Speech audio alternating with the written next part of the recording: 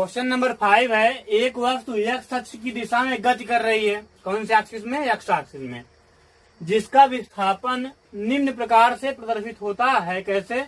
x equal 30 plus 20 T square, जहाँ x metre में, t second में है। वस्तु का वेग तथा त्वरण ज्ञात कीजिए। तो पहले में क्या ज्ञात करना है? वेग और त्वरण। और सेकंड वाले में क्या फाइंड करना है? वस्तु का प्रारंभिक वेग तथा स्थिति ज्ञात कीजिए। स्थिति मतलब विस्थापन, डिस्प्लेसमेंट। ठीक है, चलिए देखते हैं। फिर यहाँ पे पहले ही प्रारंभिक लग गया है, तो प्रारंभिक वेग भी ज्ञात करना है, प्रारंभिक स्थिति भी, ध्यान रखिएगा। अब आगे चलते हैं, हम लोग सॉल्व करते हैं इस क्वेश्चन को। तो इस क्वेश्चन को सॉल्व करने के लिए आपको डिफरेंशिएट आना चाहिए, डिफरेंशिएट, अवकलन। और अगर अवकलन आपको नहीं आता है तो यूट्यूब पे टाइप करिए integration and differentiate physics by math इफ्तार, तुरंत वीडियो आ जाएगा। उसको देख करके तब इसको पढ़ेंगे, तभी समझ में आएगा, नहीं तो बहुत कम समझ में आ सकता है। ठीक है, चलिए। तो इक्वेशन आपका दिया है विस्थापन का, x equal 30 plus 20 T square. यहाँ ध्यान रखिएगा, x डिस्प्लेसमेंट है और t टाइम है। x का मात्रक मीटर है, t सेकंड में है। चलिए, अब हमें ज्ञात करना है वस्तु का वेग तथा त्वरण। तो आप जानते हैं वेग का फार्मूला क्या होता है? Vector v equal D vector ds upon dt। अब मैग्नीट्यूड निकालना हो तो वेक्टर मतलब दोनों क्या लगा देते हैं? मॉड। तो ये हो जाएगा v equal ds upon dt। अगर ये सब फार्मूले अगर ना मालूम हो आपको तो पिछले पूरे लेक्चर देख कर आइए, इस चैप्टर का थ्योरिकल डेरिवेशन उसमें है, तभी समझ में आएगा। ये ध्यान रखिएगा। तो v इक्वल क्या होता है? ds upon dt। मतलब वेग प्राप्त करने के लिए हमें विस्थापन क्या करना पड़ेगा? अवकलन किसके सापेक्ष? समय के सापेक्ष। और त्वरण प्राप्त करने के लिए हमें किसका अवकलन करना पड़ेगा? हमें करना पड़ेगा वेग का, अर्थात dv अपॉन dt इसका फार्मूला होता है। मैग्नीट्यूड के लिए ध्यान रखिएगा, मैग्नीट्यूड मतलब मॉड लगा हुआ है इसमें। ठीक, चलिए। तो इसका पहले हम निकालते हैं वेग। तो वेग निकालने के लिए हमें विस्थापन का क्या करना पड़ेगा? अवकलन। तो v इक्वल क्या हो जाएगा? हम बताए थे उसमें आपको वीडियो में, डिफरेंशिएट वाले में, कि अगर गिनती हो कोई कांस्टेंट हो तो उसका अवकलन क्या हो जाएगा? 0 30 क्या हो गया? 0 प्लस, अब 20 कांस्टेंट है, गुणा के रूप में बगल लिख लेंगे। अब बचा टी स्क्वायर, तो टी स्क्वायर का क्या होगा? Differentiate 2t। ठीक है, तो यहाँ v इक्वल क्या हो जाएगा? 22 जा 40 t। ये हो गया आपका वेग। ठीक है, पहला कंडीशन चल रहे हैं अभी। अब चलते हैं त्वरण पे। तो त्वरण की बात करें, त्वरण इक्वल होता है a equal dv upon dt। और a इक्वल dv की वैल्यू क्या है? 40t। ध्यान रखिएगा, 40t अपॉन dt। अब 40t अगर करेंगे आप अवकलन, तो 40 कांस्टेंट है, बाहर आ जाएगा। और t का अवकलन 1 होता है, अर्थात क्या आ जाएगा? 40 मीटर पर सेकेंड स्क्वायर। ये हो गया त्वरण। अब दूसरी कंडीशन में चले अगर हम लोग, तो दूसरी कंडीशन में हमसे क्या पूछ रहा है? प्रारंभिक वेग और प्रारंभिक स्थिति। चलिए, तो प्रारंभिक वेग पूछ रहा है, तो हम तो वेग निकाले ही हैं। वेग निकालने कितना आया? 40t। मतलब जो वेग है किस पर डिपेंड कर रहा है? टाइम पे। ठीक है, अब सुनिए, जो t का मान है इसमें आप रख दीजिए 0। अगर प्रारंभिक कहे तो प्रारंभ में टाइम कितना होता है? 0। शुरुआती टाइम कितना होगा? 0। ठीक, चलिए, तो आप t का मान क्या रखेंगे? 0। तो यहाँ पे दूसरी कंडीशन पे वेग के लिए t का मान क्या रखेंगे? 0। तो वेग क्या आ जाएगा? 40 में 0 से मल्टीप्लाई करेंगे तो 0 हो जाएगा। और त्वरण भी, और क्या करना? स्थिति और प्रारंभिक स्थिति भी ज्ञात करना, सॉरी मतलब प्रारंभिक स्थिति ज्ञात करना है। तो स्थिति का फार्मूला तो दिया ही समीकरण। तो x equal 30 plus 20 T square. तो प्रारंभिक कह रहा है, t के स्थान पे क्या रख देंगे? 0। तो ये हो जाएगा x, ब्रैकेट में लिखेंगे t इक्वल 0 पर, इक्वल 30 का, तो 30 हो जाएगा प्लस 20 और t के स्थान पे 0, 0 के स्क्वायर 0 से कितना आ गया? 30 मीटर। यहाँ पर कितना आ गया? 30 मीटर। समझ गए। अब हम चलते हैं अपने नेक्स्ट क्वेश्चन पर, क्वेश्चन नंबर 6। तो इसको मिटा दे रहे हैं और हम सॉल्व कर लेते हैं क्वेश्चन नंबर 6। चलिए, तो क्वेश्चन नंबर 6 आप देख कर पढ़ते रहिए, और आपके पास एक्सीलेंट की बुक तो होगी ही, तो उसमें पढ़ते रहिए क्वेश्चन नंबर 6 क्या है। और कुछ तो समझ में आएगा ही देख करके, हो सकता है आपने सॉल्व कर लें। अगर सॉल्व कर लिए हो तो वीडियो को आगे बढ़ाइए और नेक्स्ट न्यूमेरिकल देखिए। चलिए, तो एक कण विरामावस्था में चलना आरंभ करके t समय में स्थिर त्वरण से s1 दूरी तय करता है। यदि कण अगले t समय में s2 दूरी तय कर ले, ध्यान रखिए, तो दर्शाइए कि f2 इक्वल 3s1। तो यहाँ पे क्वेश्चन दे करके हमसे कह रहा है प्रूव करो कि f2 इक्वल 3s1। तो यहाँ पे दो कंडीशन बन रही है, कैसे देखिए। मान लो कोई रोड है, ये एक रोड है, कोई वस्तु, एक वस्तु है यहाँ पे, ये विरामावस्था से गति प्रारंभ करती है। विरामावस्था मतलब प्रारंभिक वेग कितना होगा, 0। और हम मान लेते हैं कि जब ये गति प्रारंभ की तो इसका त्वरण कितना था, a। उसके बाद ये वस्तु जो थी वह t समय में, कितने समय में, t समय में कहाँ पहुंच गई, यहाँ पे।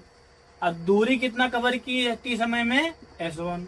ध्यान रखिएगा, दूरी कितना कवर की, s1 कह रहा है कि t समय में स्थिर त्वरण से, मतलब कांस्टेंट त्वरण से s1 दूरी तय करता है।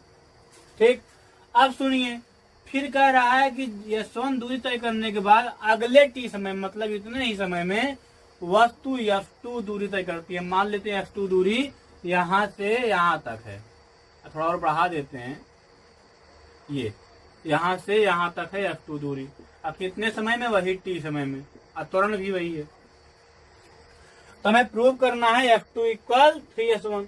तो हम यहाँ पॉइंट मान ले रहे हैं, मान लेते हैं इस पॉइंट का नाम a है, इस पॉइंट का नाम b है, इस पॉइंट का नाम c है। वस्तु विरामावस्था से गति प्रारंभ करती है, मतलब प्रारंभिक वेग 0। उसके बाद s1 दूरी t समय में तय करती है, यहाँ पहुंचती है बिंदु b पर, और उसके बाद t समय में f2 दूरी तय करके c पर पहुंचती है, और वस्तु का जो त्वरण है वो क्या है, कांस्टेंट। ठीक है, चलिए, तो पहले हम इस कंडीशन के लिए, पहले कंडीशन के लिए, ए बी वाले कंडीशन के लिए गति का समीकरण लगाएंगे और देखेंगे क्या प्राप्त होगा।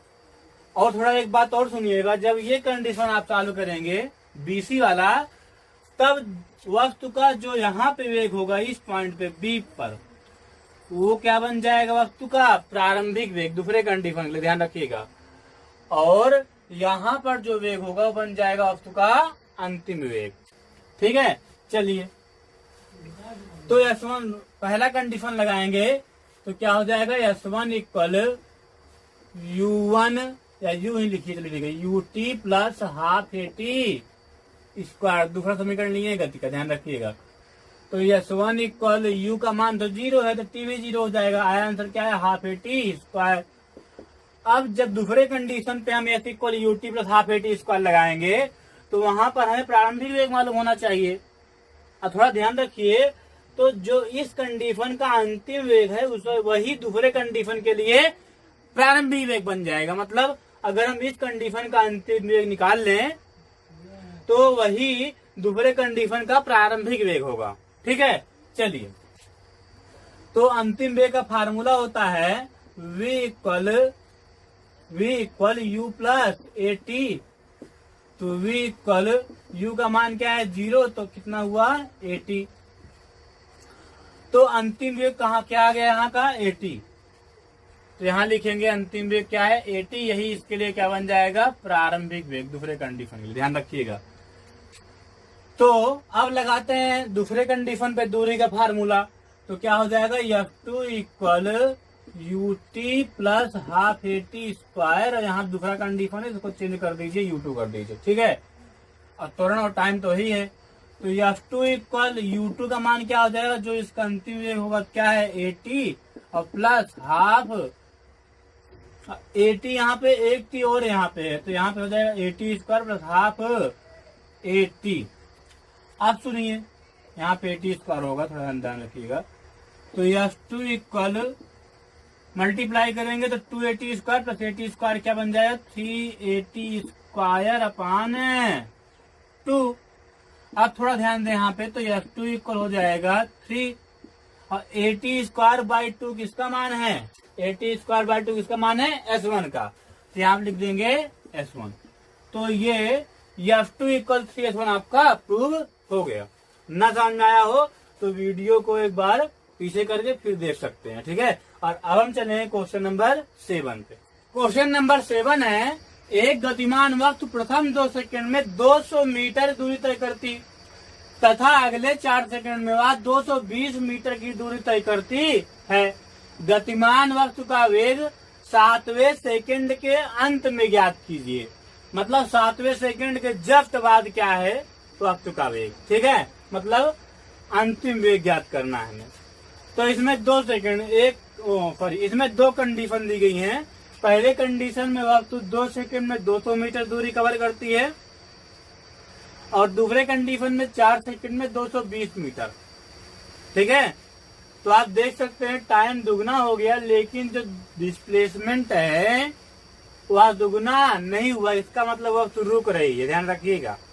वक्त क्या हो रही है, रुक रही है। तो पहले कंडीशन पहले हम चालू करते हैं। तो पहले कंडीशन पे टाइम कितना दिया है, 2 सेकंड और डिस्प्लेसमेंट कितना दिया है, 200 मीटर। चलिए आप थोड़ा ध्यान रखिए। तो वस्तु जो है, थोड़ा फोकस करिएगा, वस्तु में त्वरण है। कैसे जाने सुनिएगा, क्योंकि आप देख सकते हैं कि टाइम तो दुगना हो गया, लेकिन दूरी जो है, जो डिस्प्लेसमेंट है वह दुगना नहीं हुआ। इसका मतलब वस्तु रुक रही है, रुकना चाहेगी। अगर वस्तु में ब्रेक लगाओगे तो उसमें क्या उत्पन्न होगा, त्वरण। इसलिए त्वरण हम मान लेते हैं कितना है, A। और लगाते हैं formula S1 equal UT1 plus half A T1 square. यहाँ पे हम A को नहीं चेंज करेंगे, ध्यान रखिएगा, ना ही U को, क्योंकि A जो है मतलब त्वरण पूरे रास्ते एक ही रहेगा, मतलब कांस्टेंट रहेगा। और U भी दोनों कंडीशन के लिए एक ही होगा। तो S1 का मान है 200 इक्वल U का मान नहीं मालूम और T1 का मान 2 सेकंड, तो यहाँ हो जाएगा 2U plus half A T1 square. मतलब यहाँ क्या हो जाएगा 4A। 2 से 2 कैंसिल हो गया। इसको आप इजी करेंगे, 2 से कॉमन ले काट देंगे इसको, तो यहाँ 100 हो जाएगा। ये बन गया 100 equal U plus 2A। U plus A बनेगा, फिर 2A बनेगा, तो दोनों 4 2, हाँ 2 कॉमन, ठीक है। U प्लस A समीकरण नंबर क्या बन गया, 1। अब दोबारा लगाते हैं फार्मूला, फिर वही 220 मीटर दूरी के लिए, ठीक है।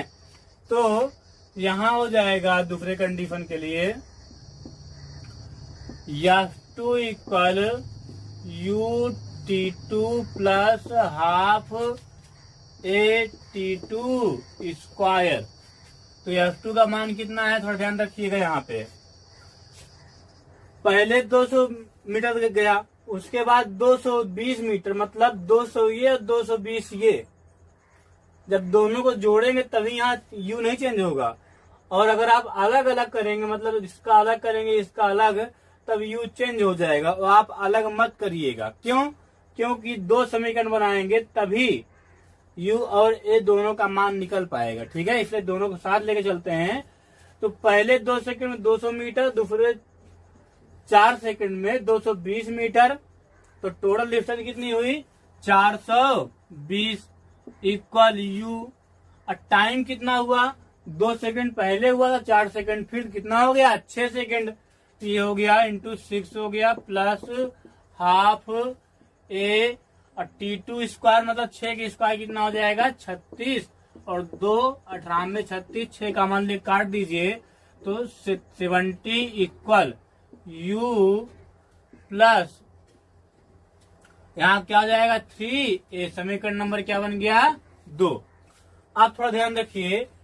अब हम क्या करेंगे, समीकरण नंबर 1 और 2 को हल करके U और A का मान निकालेंगे। क्योंकि वेग का फार्मूला होता है v equal u plus A T, और t तो हमें मालूम है 7 सेकेंड, लेकिन ना तो v मालूम, सॉरी ना तो u मालूम है ना ही a, इसलिए दोनों समीकरण को हल करके हम u और t दोनों का मान निकाल ले रहे हैं। ठीक है, चलिए तो यहाँ लिखेंगे from equation 1 and 2, from equation 1 and 2, समीकरण 1 और 2 से, तो समीकरण 1 क्या है, 100 इक्वल u प्लस ए, तो हम करेंगे क्या, समीकरण 2 में समीकरण 1 घटा देंगे, तो यहाँ 70 में 100 जाएगा तो -30 हो जाएगा, इक्वल u में से u गया कट गया, बचा क्या 3a माइनस ए इक्वल कितना हो गया 2a, तो a का मान कितना आ गया -15 मीटर पर सेकंड स्क्वायर, और त्वरण नेगेटिव आ रहा है, इसका मतलब वस्तु रुक रही है, वस्तु का वेग कम हो रहा है। ठीक है, अब a का मान चाहे समीकरण 1 में चाहे समीकरण नंबर 2 में रखेंगे, तुरंत u का मान आ जाएगा। ठीक है, चलिए तो लिखेंगे फ्रॉम, चाहे 1 में रख देते हैं, फ्रॉम इक्वेशन 1 समीकरण 1 से, फ्रॉम इक्वेशन 1 समीकरण 1 से, तो समीकरण 1 आपका है 100 इक्वल u और प्लस है, तो यहाँ पे a का मान क्या -15, तो u इक्वल कितना हो गया 115 मीटर पर सेकंड। अब हमें u और a दोनों का मान मालूम हो गया, अब हम अंतिम वेग निकाल सकते हैं, ध्यान रखिएगा, अब हम अंतिम वेग निकाल सकते हैं। फार्मूला क्या लगाएंगे, v equal you plus A T, अगर त्वरण हो तो गति का तीनों समीकरण में से कोई भी आप यूज कर सकते हो जो आपके लिए सुविधाजनक हो, और त्वरण नहीं है तो गति के तीनों समीकरण में से किसी को भी टच नहीं कर सकते हो, ध्यान रखिएगा। चलिए तो लिखेंगे from first equation of motion, first equation of motion मतलब गति के पहले समीकरण से, गति के पहले समीकरण से क्या हो जाएगा v equal you plus A T, तो v इक्वल हो जाएगा u वैल्यू क्या है बताइए, u की वैल्यू है 115 और प्लस a, तो a का मान यहाँ -15 है, तो माइनस कितना हो जाएगा 15, और t का मान क्या दिया 7 सेकंड, 7 सेकंड में बताना ना मैं अंतिम वेग, तो यहाँ हो जाएगा 7, ये v इक्वल हो गया 115 माना 105 इक्वल क्या हो जाएगा 10 मीटर पर सेकंड, अर्थात 7वें सेकंड के अंत में वस्तु का वेग क्या होगा 10 मीटर पर सेकंड। अब हम चलते हैं क्वेश्चन नंबर 8 पे, तो इसको मिटा देते हैं और सॉल्व करते हैं क्वेश्चन नंबर 8। तब तक आप क्वेश्चन नंबर 8 पढ़ते रहिए, चलिए पढ़ते रहिए, अगर आपको समझ में आए तो आप सॉल्व करने का भी प्रयास करिए।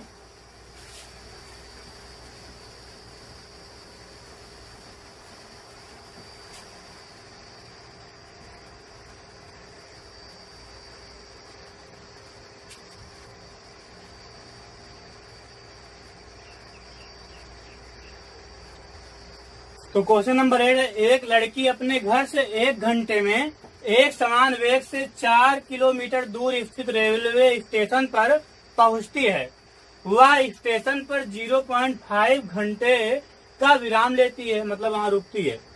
इसके बाद वह अपने घर पर 1.5 घंटे में समान चाल से चलते हुए लौट आती है।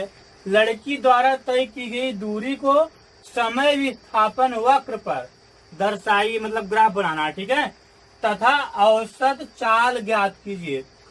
औसत चाल का फार्मूला क्या होता है, total distance upon total time. तो चलिए पहले हम बना देते हैं इसका ग्राफ। तो अगर हम देखें तो डिस्प्लेसमेंट टाइम ग्राफ में एक लाइन ये होती है और एक लाइन ये किसकी लाइन होती है, टाइम की, ठीक है, एक्स एक्सिस वाली टाइम की, और वाई थोड़ा टेढ़ा बन गया है क्या, ये है वाई एक्सिस, ये क्या हो जाएगा डिस्प्लेसमेंट, डिस्प्लेसमेंट। चलिए अब सुनिए, अब इसमें कुछ हम अंक दिखा देते हैं। ये 0,0 मतलब यहाँ पे समय और विस्थापन दोनों 0 रहेंगे, ठीक है। तो यहाँ पे समय कम से कम दिया है 0.5 आवर, तो हम मान लेते हैं यहाँ से यहाँ तक समय कितना है 0.5 आवर, मतलब अंतराल लेंगे 0.5 आवर का, ठीक है। फिर 0.5 और बढ़ाएंगे तो यहाँ हो जाएगा 1.0, फिर और बढ़ाएंगे तो यहाँ हो जाएगा 1.5, और बढ़ाएंगे तो यहाँ हो जाएगा 2। और यहाँ लिख दीजिए टाइम किसमें, हावर में, मतलब घंटे में। टाइम मिनट वगैरह नहीं है, किसमें है, घंटे में। और डिस्प्लेसमेंट दिखाना है तो डिस्प्लेसमेंट को हम मान लेते हैं यहाँ तक का डिस्प्लेसमेंट है 2, और उसके बाद यहाँ से यहाँ तक है 4, और फिर 2 और ऐड करेंगे तो यहाँ पे हो जाएगा 6। और डिस्प्लेसमेंट किसमें है, किलोमीटर में। किसमें है, किलोमीटर में, ठीक है। चलिए अब समझिए आगे। तो अगर यहाँ ध्यान दें तो कह रहा है 4 किलोमीटर, उसका घर कितना दूर, स्टेशन कितना दूर है, 4 किलोमीटर घर से, और स्टेशन पर वह 0.5 घंटे विराम लेती है। और सोचिए 4 किलोमीटर दूर स्थित रेलवे पर कितने घंटे में पहुंचती है, 1 घंटे में। अर्थात टाइम यहाँ से लेना, ठीक है, 1 घंटा यहाँ पे है तो इसको बढ़ाएंगे ऐसे, ठीक है। और डिस्प्लेसमेंट कितना है, 4 किलोमीटर, तो इसको यहाँ से बढ़ाएंगे ऐसे ये, और जहाँ पे दोनों क्रॉस करेंगे वहीं से इस पॉइंट को एक लाइन के थ्रू मिला देंगे। ये देखिए, समझ गए। अगर आप ग्राफ पढ़ के आए हो पिछले लेक्चर में, तो एक समान चाल के लिए, एक समान वेग के लिए जो ग्राफ बना था उसमें लाइन ऐसे ही थी, स्लोप ऐसे ही थी। तो ये जो हो गई, ये जो लाइन है इसमें क्या दिखा रहा है, एक समान वेग, ठीक है। अब सुनिए फिर क्या हुआ, 0.5 आवर जो है विराम लेती है, मतलब वहां रुकती है स्टेशन पे। तो ऐसा करते हैं कि टाइम तो बढ़ेगा लेकिन डिस्प्लेसमेंट ना तो बढ़ेगा ना ही घटेगा।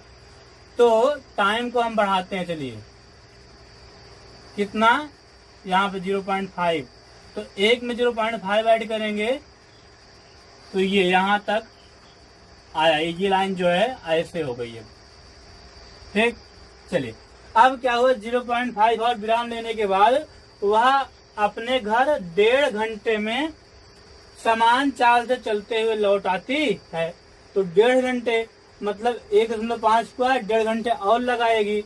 तो ऐसा करते थोड़ा और बढ़ा देते हैं, एक लाइन यहाँ पे एक पॉइंट ले लेते हैं, ये कितना हो जाएगा 2.5, और एक ले लेते हैं, ये कितना हो जाएगा 3, यहाँ पे कितना हो जाएगा 3.0, ठीक है।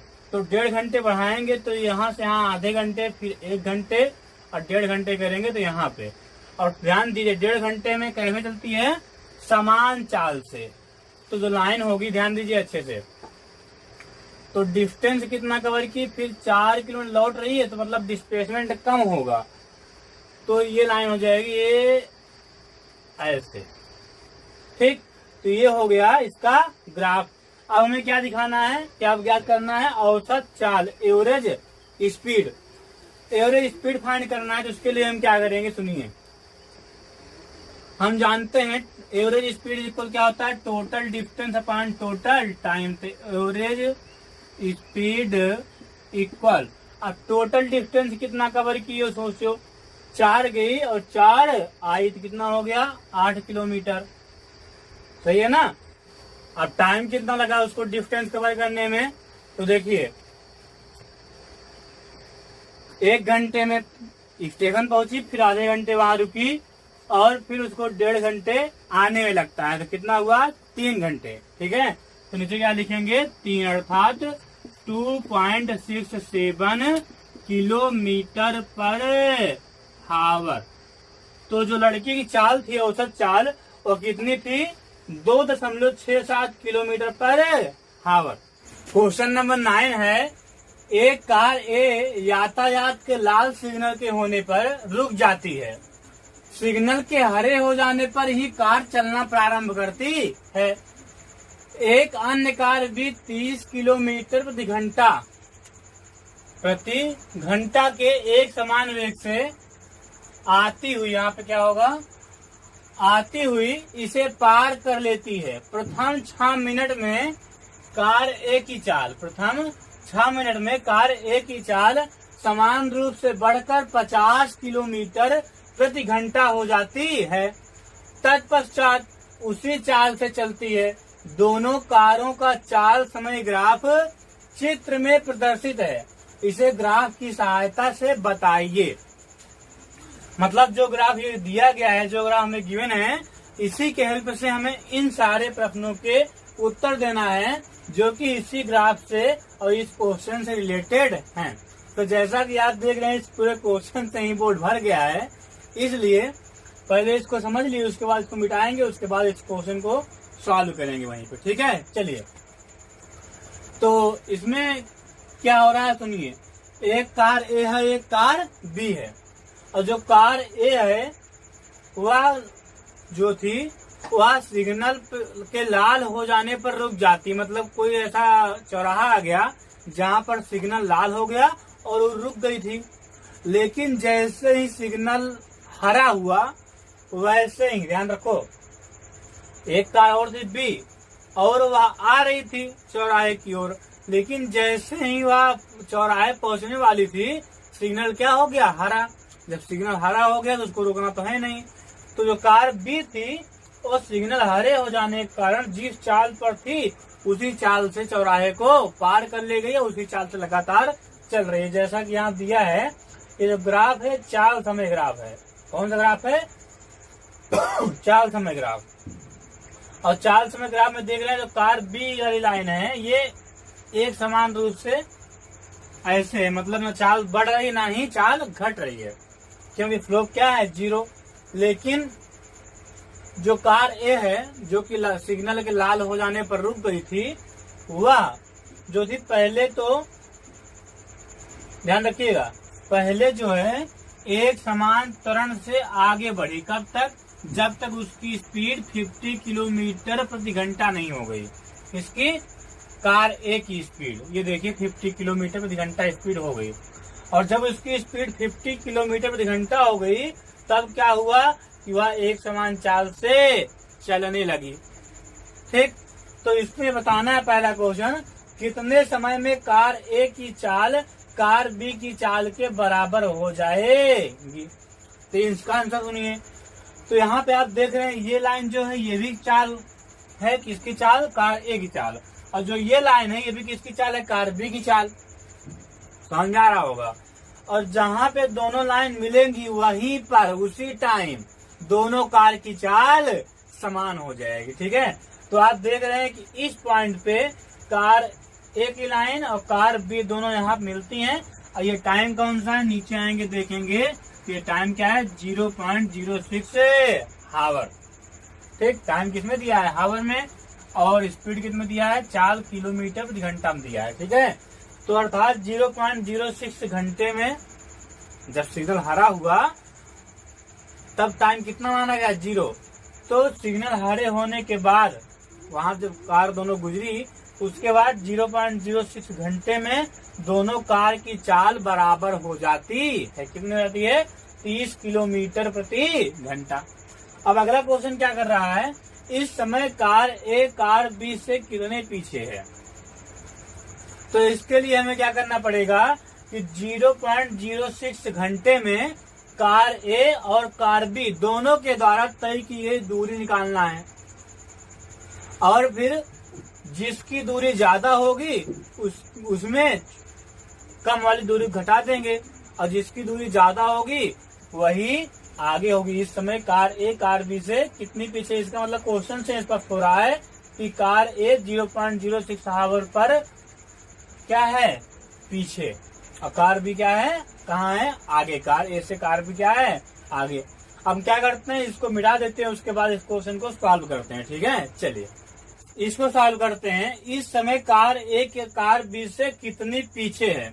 तो सुनिए, चाल समय ग्राफ में अगर किसी वस्तु के द्वारा तय किया गया क्षेत्रफल निकाल, किसी वस्तु का हम क्षेत्रफल निकालते हैं तो उससे हमें क्या प्राप्त होता है, उस वस्तु के द्वारा तय की गई डिस्टेंस। तो हम क्या करेंगे कि 0.06 आवर में कार ए के द्वारा तय की गई दूरी निकाल लेंगे, और कार बी के द्वारा तय की गई दूरी फाइंड कर लेंगे। ठीक है, उसको कैसे निकालेंगे, दोनों का हम क्या निकाल लेंगे, एरिया। चलिए, तो आप देख रहे हैं कि 0.06 आवर में जो कार ए ही एक ट्रायंगल बना रहा है, त्रिभुज, तो हम क्या करेंगे, त्रिभुज का क्षेत्रफल निकाल लेंगे। और ये जो कार बी है क्या बना रही है, ये बना रहा आयत। ये देखिए, एक भुजा ये, एक भुजा ये, एक भुजा ये, चारों भुजा जो है आमने सामने भुजा क्या है, बराबर। तो आयत का क्षेत्रफल लगा देंगे फार्मूला। चलिए, तो सुनिएगा, लिखेंगे distance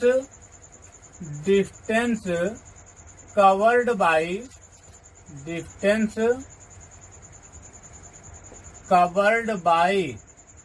car A, distance covered by car A equal क्या हो जाएगा, ध्यान सुनिएगा, यहाँ पे समकोण त्रिभुज का क्षेत्रफल का फार्मूला होता है 1/2 बेस इंटू हाइट। तो बेस कितना है 0.06 और हाइट कितनी है 30। तो ये हो गया 30, और ये कट जाएगा तो 15 हो जाएगा, और 15 छक्का क्या हो जाएगा 90, और 2 अंक पे क्या हो जाएगा दशमलव। तो ये कितना आ गया 0.9 क्या किलोमीटर। ठीक है, अब आगे ध्यान दीजिए, अब निकालेंगे distance covered by car B, मतलब कार बी के द्वारा तय की गई दूरी। तो कार बी क्या बना रहा है, आयत, और इसकी लंबाई कितनी है 30, चौड़ाई कितनी है 0.06। ठीक है, तो आपस में गुणा कर देंगे इनका 30 इंटू 0.06, क्योंकि आयत का क्षेत्रफल क्या होता है, लंबाई गुणे चौड़ाई। तो यहाँ पे हो जाएगा 3 छंग 18, और 1 जीरो लग जाएगा, 2 अंक पे क्या हो जाएगा दशमलव, अर्थात 1.8 किलोमीटर। अब क्या करेंगे, पूछ रहा है कार ए कार बी से कितना पीछे है, तो हम कार बी की दूरी में कार ए की दूरी घटा देंगे। तो लिखेंगे कार ए कार बी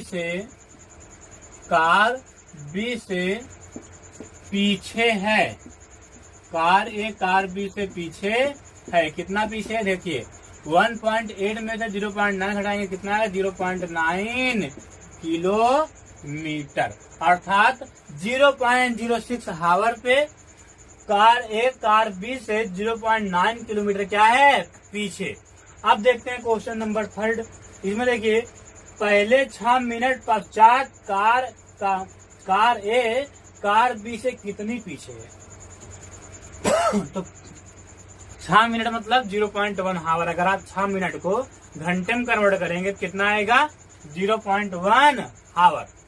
ठीक है, सुनिएगा अच्छे से। तो कह रहा है कि पहले 6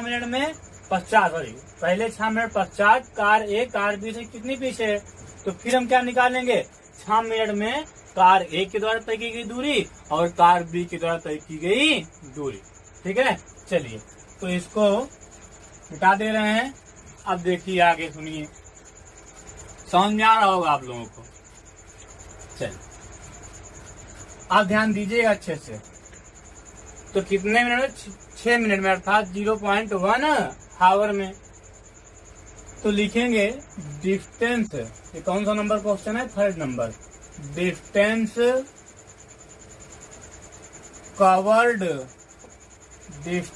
कवर्ड बाई कार ए, मतलब कार ए के द्वारा तय की गई दूरी कितने समय में 0.1 हावर में। तो कार ये है, ठीक है, ये लाइन। अब आपको दिख रहा है 0.1 हावर में भी कार ए क्या बना रहा है, त्रिभुज। कौन सा त्रिभुज, समकोण।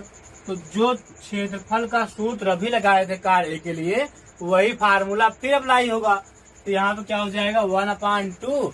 अब बेस कितना है, बेस है 0.1 और हाइट कितना है 50। ये देखिए, तो ये हो गया 50, तो ये 25 हो गया। अब 25 से कम 25 तो 2.5 किलोमीटर, अर्थात 6 मिनट में कार ए ने कितना डिस्टेंस कवर किया, 2.5 किलोमीटर। ठीक है, चलिए अब फिर लिखेंगे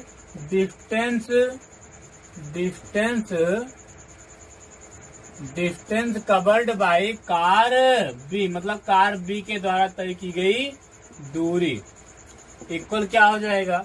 अब यहाँ पे देखना पड़ेगा तो यहाँ पे आप देख रहे हैं कि कार बी फिर क्या बना रहा है, आयत। लंबाई कितनी है इसकी, ध्यान रखिए, एक भुजा कितने है 0.1, दूसरी भुजा कितनी है 30, 50 है, 50 है, ठीक है। यहाँ पे बताना है ना 0.1 पे 30 है 50 देख बताइए, 30 है भाई। 0.1 लाइन को ऊपर ले जाएंगे तो कार बी को यहाँ क्रॉस करेगी, तो यहाँ पे इसकी लंबाई कितनी है 30, ठीक है। तो आयत बन रहा है, क्या लिखेंगे, लंबाई गुणा चौड़ाई 30 इंटू क्या हो जाएगा 0.1 की 3 किलोमीटर। अब क्या कह रहा है इसमें से, पहले 6 मिनट पश्चात कार ए कार बी से कितना पीछे है, तो फिर क्या करेंगे 3 किलोमीटर में 2.5 को घटा देंगे तो कितना आ जाएगा 0.5 किलोमीटर।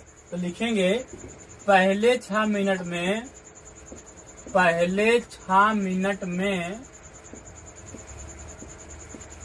कार ए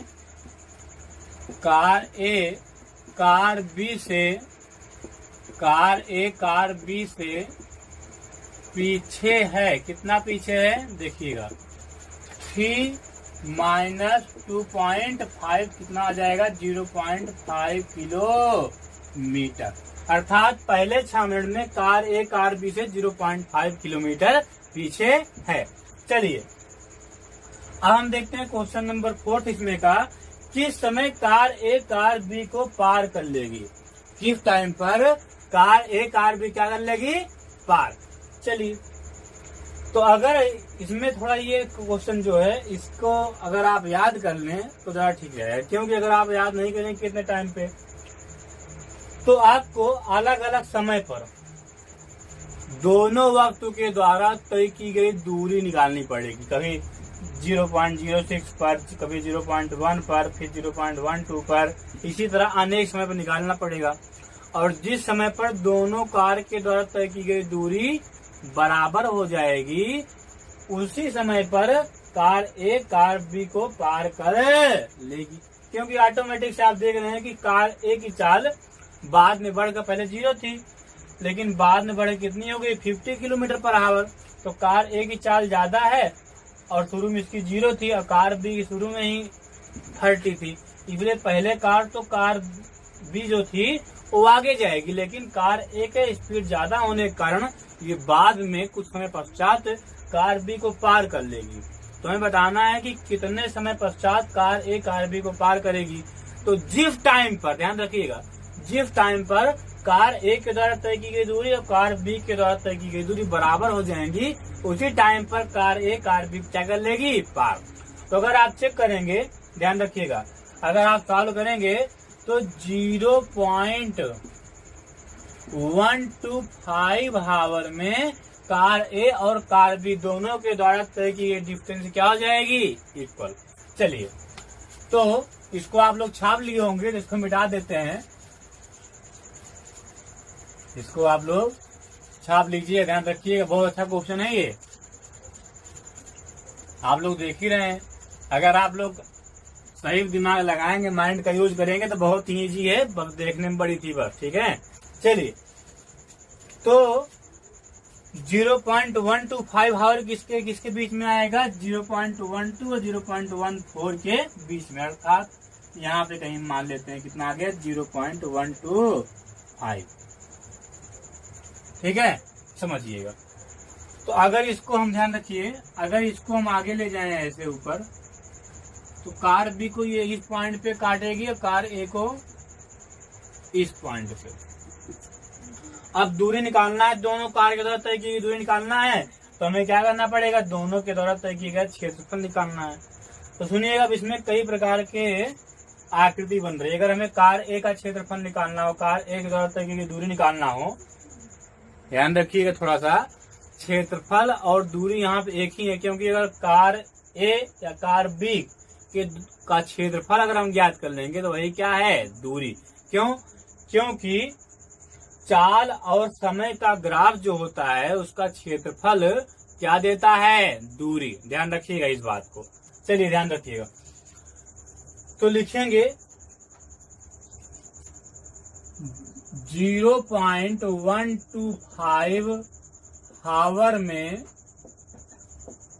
कार ए के द्वारा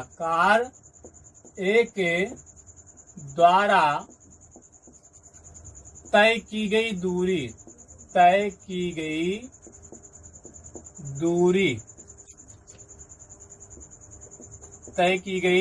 दूरी कितनी होगी, सुनिएगा। इसका क्षेत्रफल, ये त्रिभुज बन रहा है, ये आयत आप दिख रहा है ये वाला पूरा, तो इन दोनों का क्षेत्रफल निकाल क्या करेंगे हम लोग, जोड़ देंगे।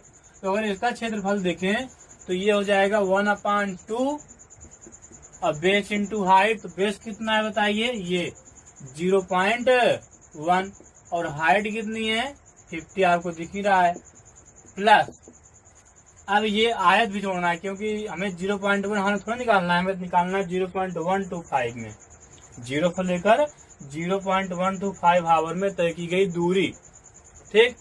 तो इसका भी क्षेत्रफल निकाल के जोड़ेंगे, तो यहाँ से यहाँ तक की लंबाई कितनी है, 0.125 में 0.121 घटा देंगे, सॉरी 0.125 में 0.1 घटा देंगे, कितना आएगा 0.025, और ये लंबाई कितनी है, ये है 50, तो ये हो जाएगा, ये आयत है तो क्या हो जाएगा 0.025 इंटू 50। चलिए ध्यान दीजिएगा, तो ये हो जाएगा 25 और 25 से कम 25 तो 2.5 प्लस 25 पंचे 125 और यहाँ पे एक 0 हो जाएगा 3 अंक पे दशमलव, तो ये हो जाएगा 3.75 किलोमीटर, अर्थात 0.125 आवर में कार एक कितना डिस्टेंस कवर करेगी, 3.75 किलोमीटर। अब पर ध्यान दीजिए, कार बी का भी निकाल लेते हैं। 0.125 आवर में कार बी के द्वारा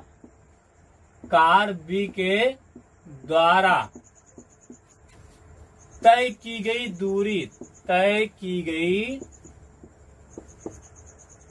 दूरी कितनी हो जाएगी, देखिएगा, क्षेत्रफल निकालिए।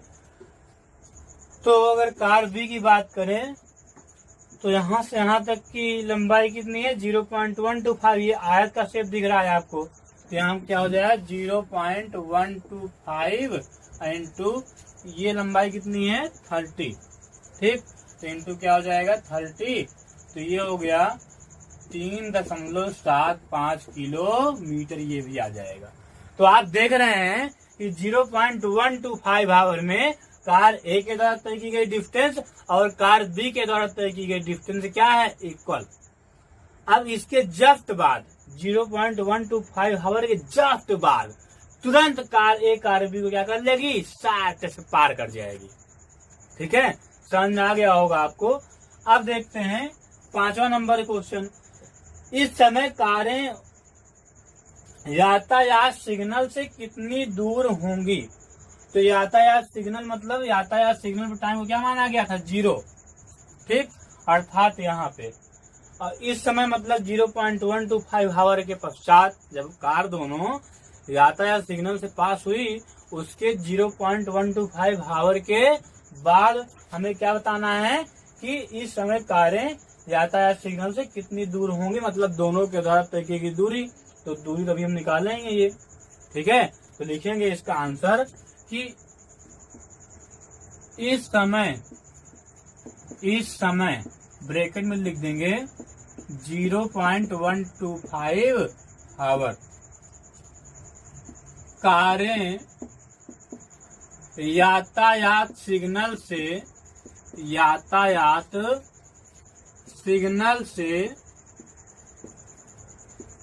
3.75 किलोमीटर दूर